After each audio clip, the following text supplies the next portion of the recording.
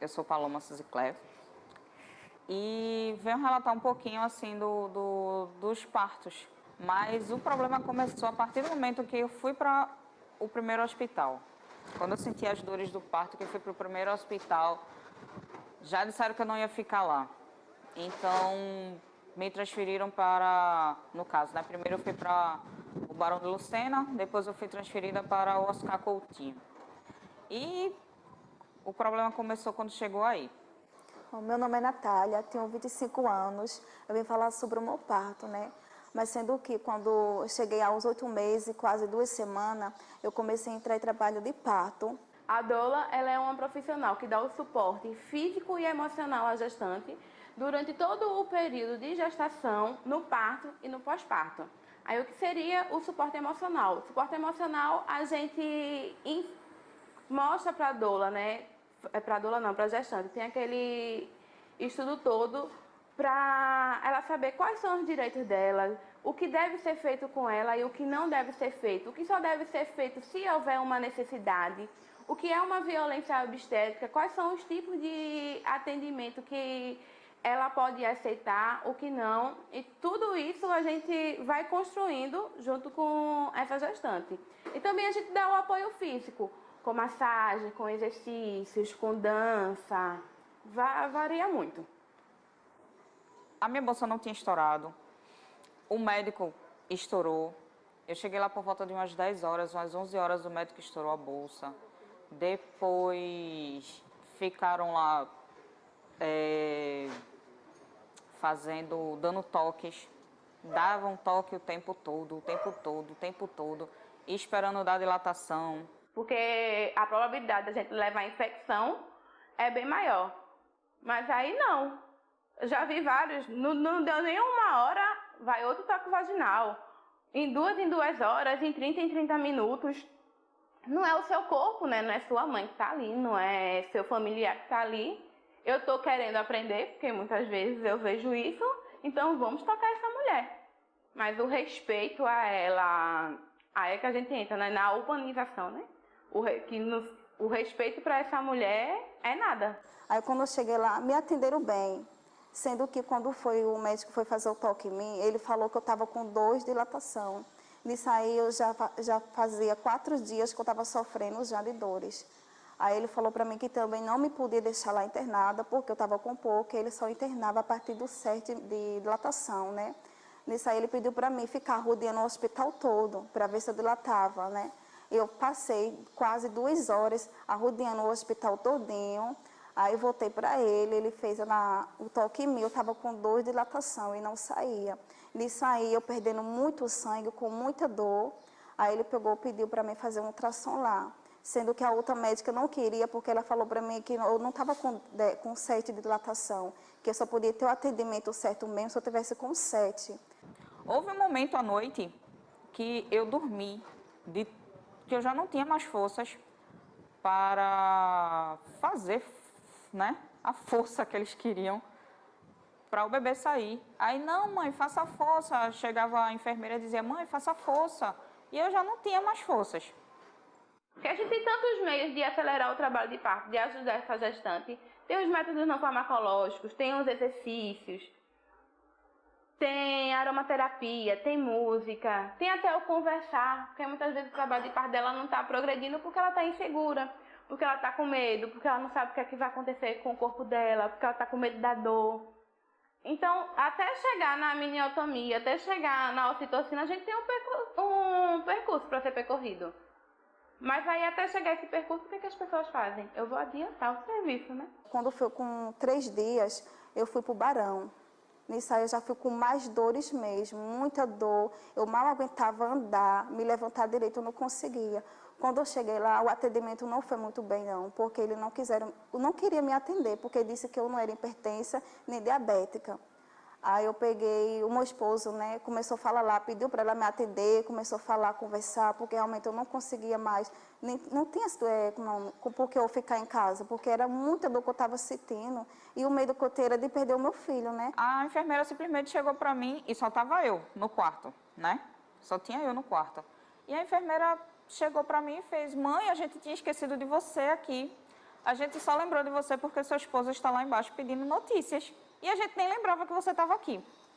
Ah, muito bem. Eu cheia de dor, já não fazia fazer mais nada mesmo.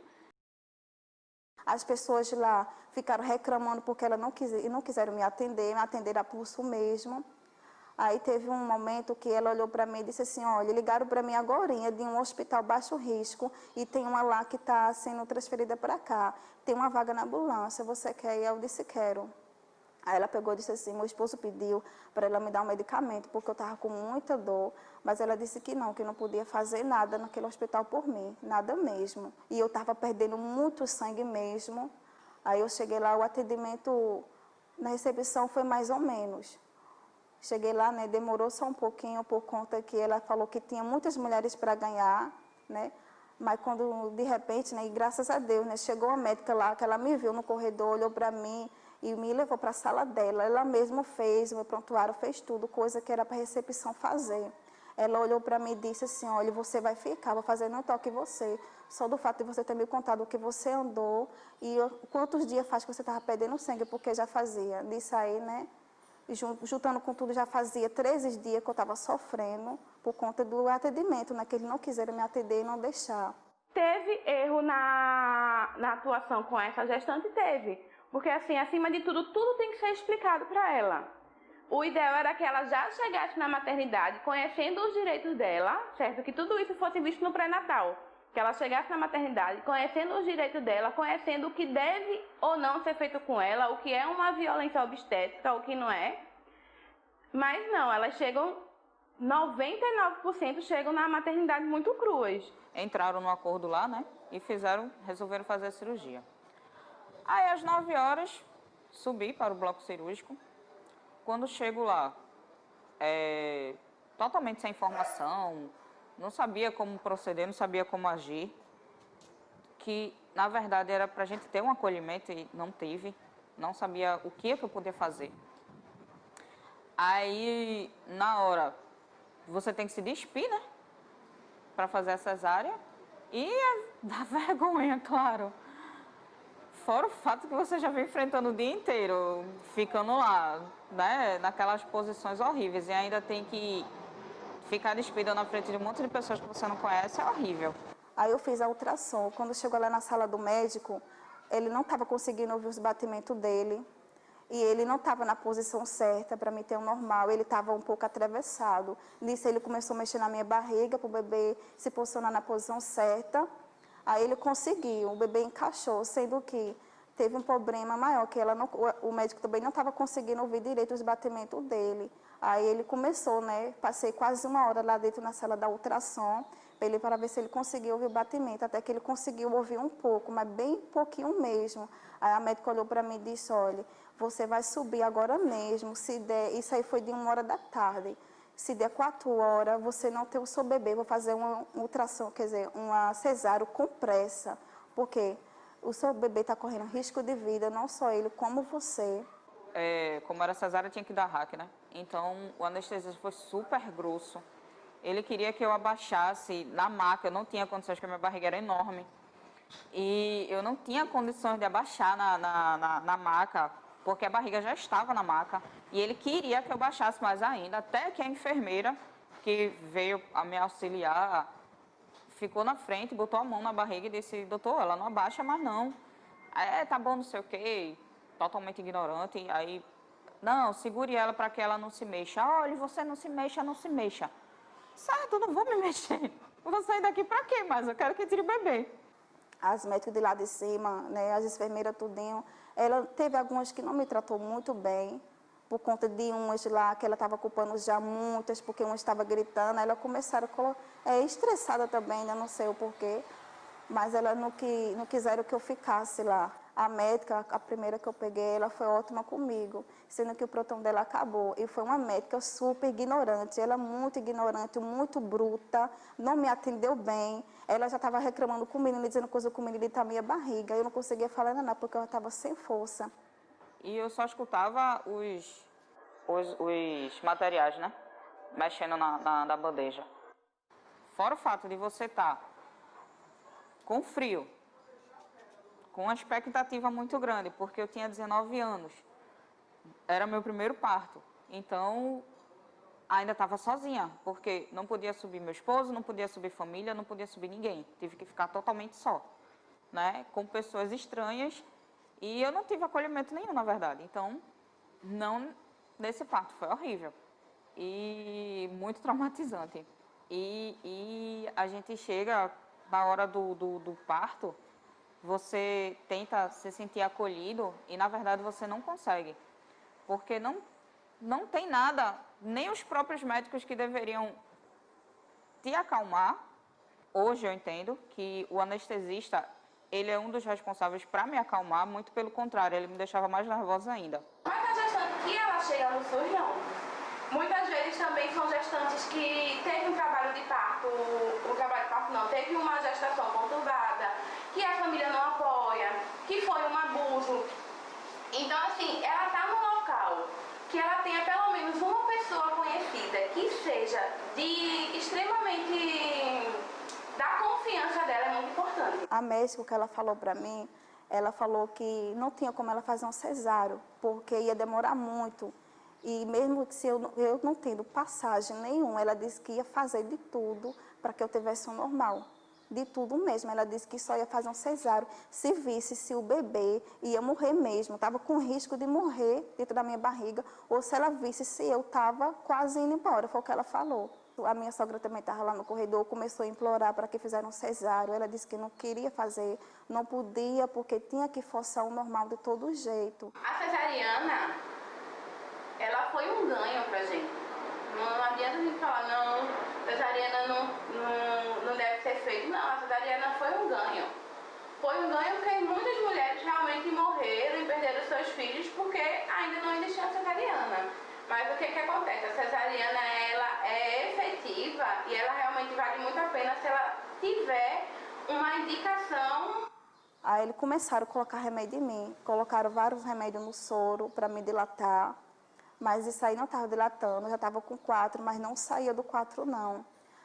Colocaram vários remédios na minha vagina, nisso aí não foi a mesma coisa que nada, porque eu não estava dilatando mais nada mesmo. E nisso aí, cada vez que ela vinha fazer um toque em mim, ela vinha reclamando, dizendo coisa, não só comigo, como várias que estavam lá passando um pouco parecido da situação que eu estava. O toque mesmo que ela fazia era uma brutalidade, que eu olhava assim, eu digo, Jesus, como é que existe um ser humano assim, ela sendo médica? Mas a partir do momento que você insulta essa gestante, é uma violência. Imagina você estar lá num período difícil, porque o trabalho de parto é difícil, não já diz tudo, trabalho de parto. Não é simples, né? Até você chegar lá, até você ter o seu bebê, não é simples. Aí vem também as questões sociais que a gente não sabe. Aí, claro, tem muitas que estão lá com apoio, que tem o marido junto, que tem um familiar, mas quantas também não tem. Já trava essa gestante, né? Porque o trabalho de parto, ele começa na cabeça da mulher.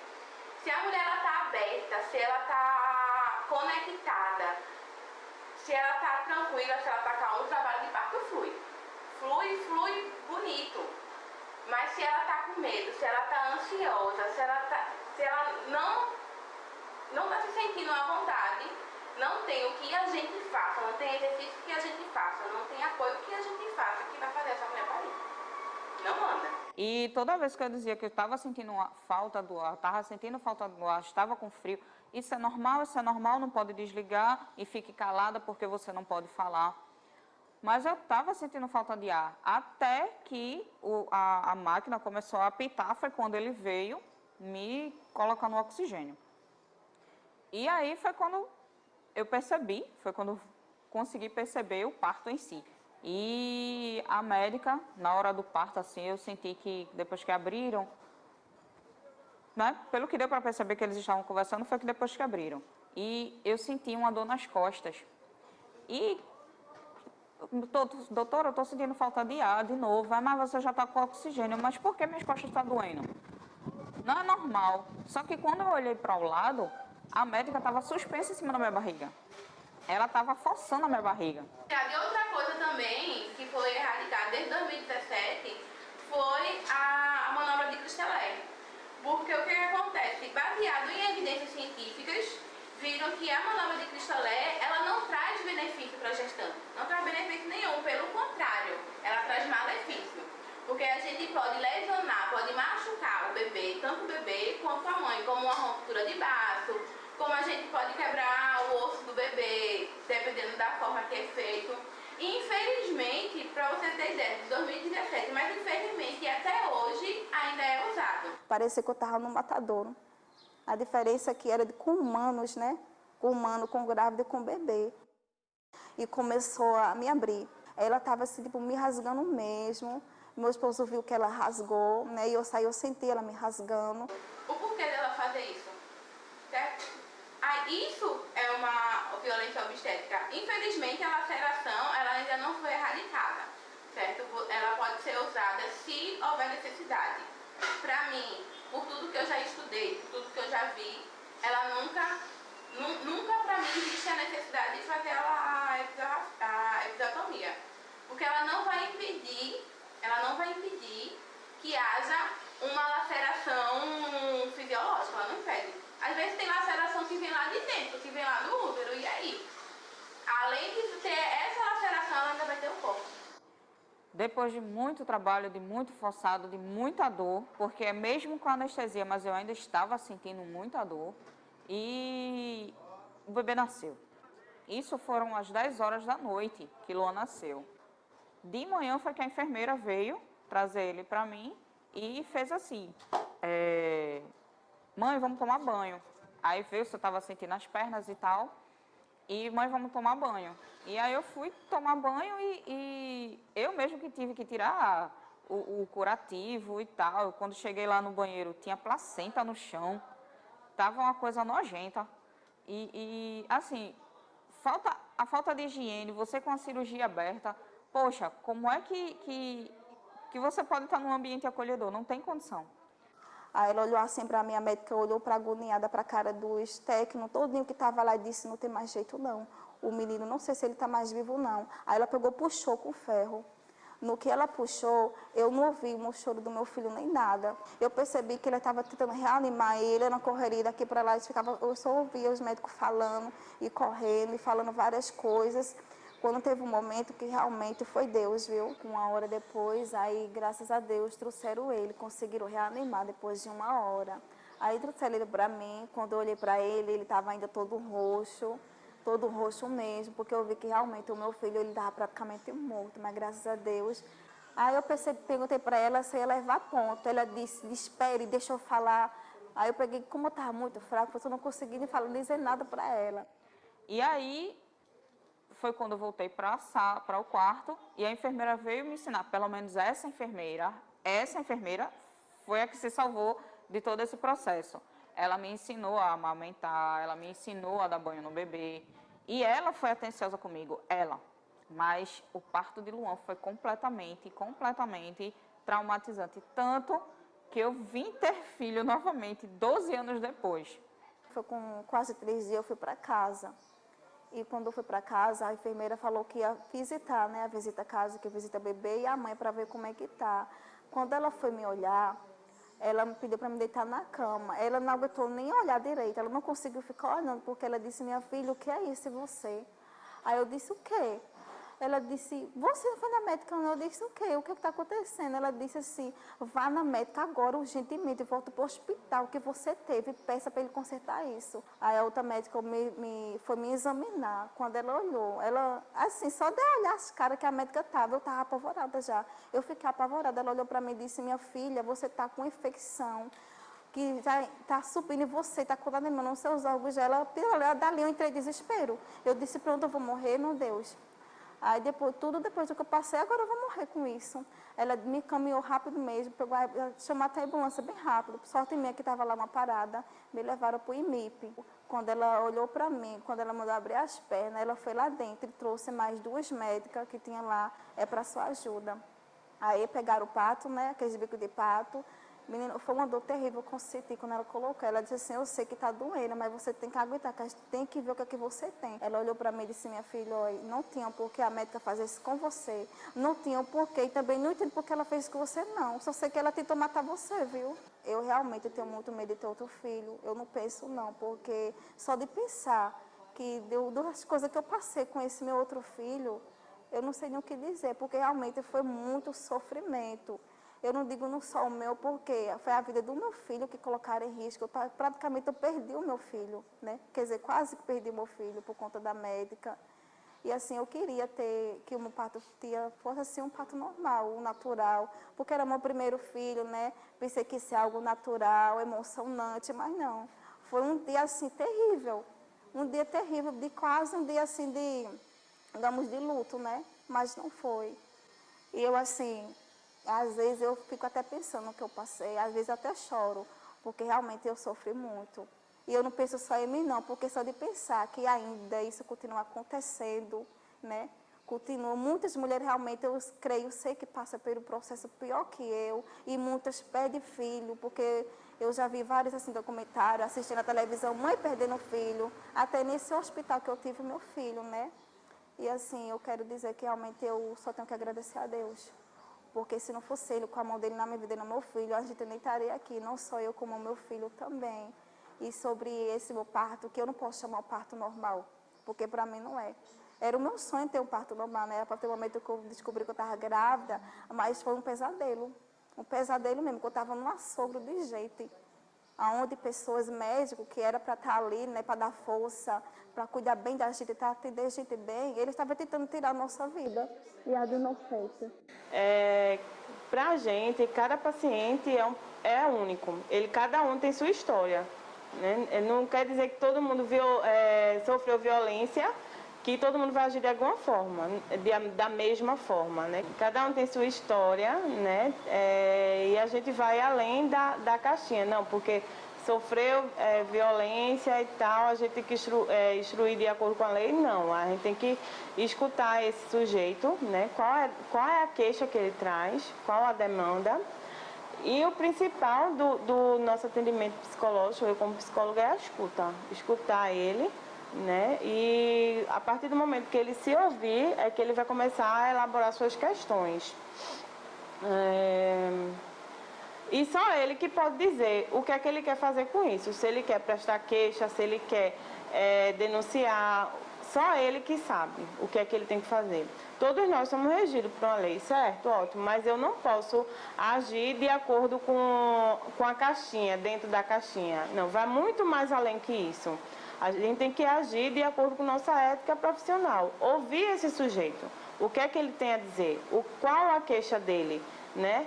Qual a demanda e o que é que ele pretende fazer. Chega muito na clínica, tipo, doutora, eu não sei o que fazer, certo? Tudo bem. Então, de acordo com o que vai falando, ele mesmo vai se ouvindo, ele vai elaborando e no final ele que vai saber o que fazer. Porque só quem sabe o que fazer com sua vida é o sujeito, é ele, é o cliente.